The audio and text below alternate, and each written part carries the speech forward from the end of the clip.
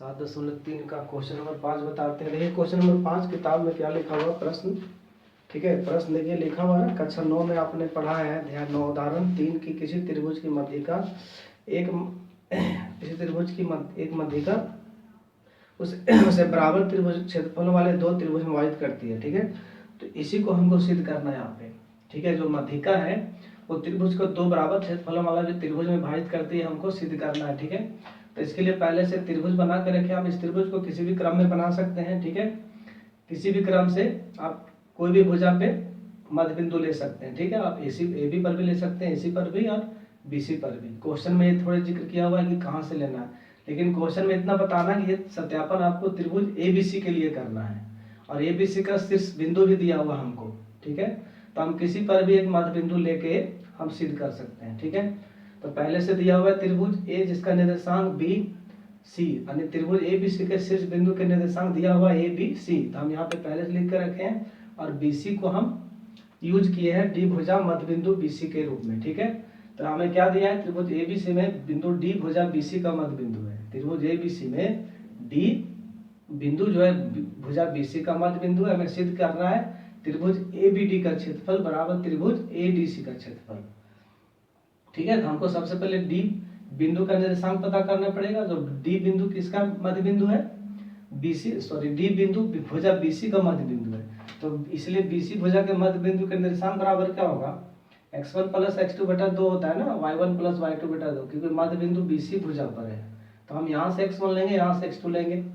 इसका क्रम चेंज करके भी लीजिए, कोई दिक्कत नहीं, लेकिन आपको x1 और x2 एक बार लेना पड़ेगा। तो x शुरू वाला होता है भुज और लास्ट वाला होता है कोटि, तो भुज कोटि भुज कोटि। तो x लीजिए तो कितना हो जाएगा 5 प्लस 3 बटा 2, कोमा कितना हो जाएगा -2 प्लस 2 बटा में 2। तो इसका निर्देशांक कितना हो जाएगा 8 बटा 2, कोमा हो जाएगा 0 बटा 2। तो इसका निर्देशांक कितना हो जाएगा 4 और 0। मध्य बिंदु का निर्देशांक पता चल गया 4 और 0। अब हमको निकालना है त्रिभुज ए बी डी का क्षेत्रफल। ठीक है, इसीलिए त्रिभुज ए बी डी का क्षेत्रफल निकालेंगे। ठीक है, त्रिभुज ए बी डी का क्षेत्रफल बराबर क्या हो जाएगा, फॉर्मूला आपको पता होना चाहिए, 1/2 गुने क्या होता है x1 इंटू यहाँ से चालू होता है y2 माइनस y3। ठीक है, यहाँ से y3 है, अब ये y3 यहाँ कैरी हो जाएगा, यहाँ हो जाएगा x2, यहाँ हो जाएगा y3 माइनस हो जाएगा आपका y1। ठीक है, अब ये y1 यहाँ चला जाएगा, यहाँ हो जाएगा x3 इंटू हो जाएगा y1 माइनस y2। ठीक है, इस तरह से फॉर्मूला आप याद कर सकते हैं। ठीक है, अब यहाँ पे वैल्यू हमको रखना है। ठीक है, 1/2 इंटू x का वैल्यू हमको रखना है यहाँ पे। ठीक है, तो x1 कहाँ से लेंगे ये जानना जरूरी है, ए बी डी है ना, ए बी डी, तो यहाँ से हम x1 लेंगे। ठीक है, और यहाँ से हम x2 लेंगे और यहाँ से लेंगे x3। उसी प्रकार यहाँ से लेंगे y1, यहाँ से लेंगे y2 और यहाँ से लेंगे y3। ठीक है, तो x1 मेरा कितना हो गया 4 इंटू y2 कितना हो गया -2 माइनस y3 कितना हो गया 0, फिर से प्लस x2 कितना हो गया है, x1 है तो x2 है 3 इंटू x2 हो गया 3 इंटू कितना का y3, तो y3 0 है, माइनस y1 हो गया -6। ठीक है, प्लस x3 हो गया आपका 4 इंटू y1 कितना हो गया, y1 है -6 माइनस y2 कितना है -2। ठीक है, अब इसको हल करना है, वैल्यू हम रख चुके हैं, तो कितना हो जाएगा 4 गुने हो जाएगा -2 प्लस 3 गुने कितना हो जाएगा माइनस माइनस प्लस 6 हो जाएगा। ठीक है, प्लस हो जाएगा 4 गुने कितना हो जाएगा -6 प्लस 2। ठीक है, एक स्टेप और चलेंगे, 2 स्टेप, उसके बाद ए बी डी का क्षेत्रफल पता चल जाएगा, हो जाएगा -8, यहाँ हो जाएगा 18। ठीक है, उसके बाद यहाँ कितना हो जाएगा 4 माइनस हो जाएगा आपका 4।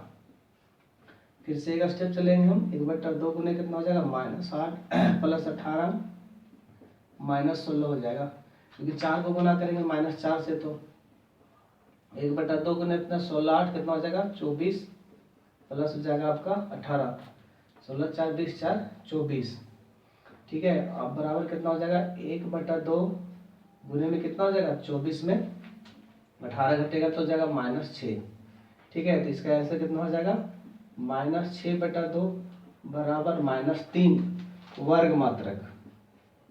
वर्ग मात्रक बोलिए, वर्ग इकाई एक ही चीज है। देखिए त्रिभुज एबीडी का क्षेत्रफल आ गया -3 वर्ग मात्रक, इतना ही आना चाहिए त्रिभुज एडीसी का क्षेत्रफल।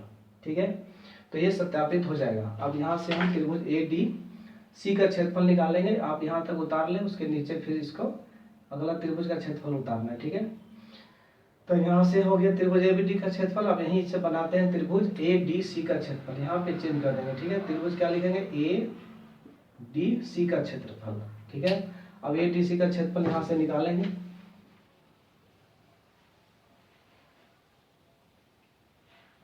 तो एडीसी का क्षेत्रफल क्या हो जाएगा, तो फॉर्मूला वही यूज होगा, 1/2 गुने। अब ध्यान रखना है कि x1 और y1 है।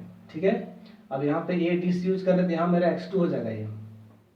ठीक है, ये मेरा हो जाएगा y2, ये कितना हो जाएगा y2, ये हो जाएगा आपका x3, ये हो जाएगा आपका y3। ठीक है, तो x1 तो वही होगा 4 गुने y2 कितना हो जाएगा, y2 यहाँ पे आ गया, इधर ध्यान नहीं देना है। ठीक है, यहाँ पे y2 है तो y2 ये 2 लिखा हुआ है। ठीक है, थोड़ा सा इधर ले लेते हैं y और 2, तो कितना हो जाएगा 0 माइनस y3 हो जाएगा 2 प्लस हो जाएगा x2।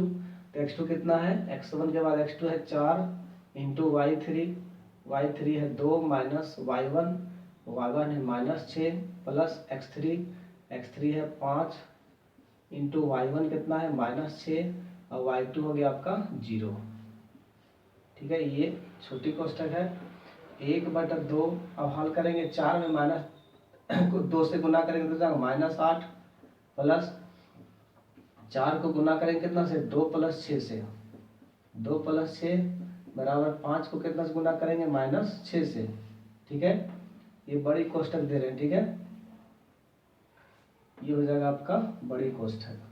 अब होगा 1/2 गुने कितना हो जाएगा -8 प्लस कितना हो जाएगा 4, उनको गुना करेंगे 8 से तो 4 8 32, 5 को गुना करेंगे -6 से तो हो जाएगा -30।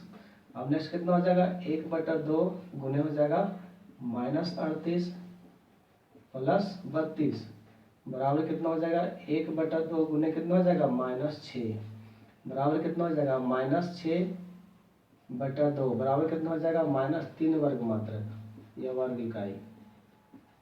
ठीक है, तो हम क्या देखें, दोनों त्रिभुज का क्षेत्रफल बराबर हो गया।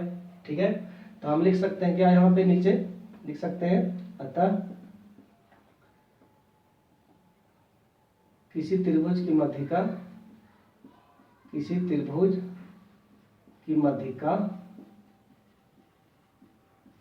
उसे 2 बराबर क्षेत्रफलों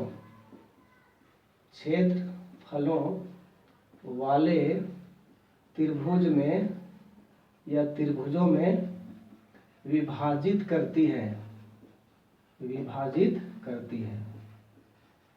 ठीक है, क्योंकि दोनों का क्षेत्रफल बराबर आया है। ठीक है, ये हो गया आपका क्वेश्चन कंप्लीट। ठीक है।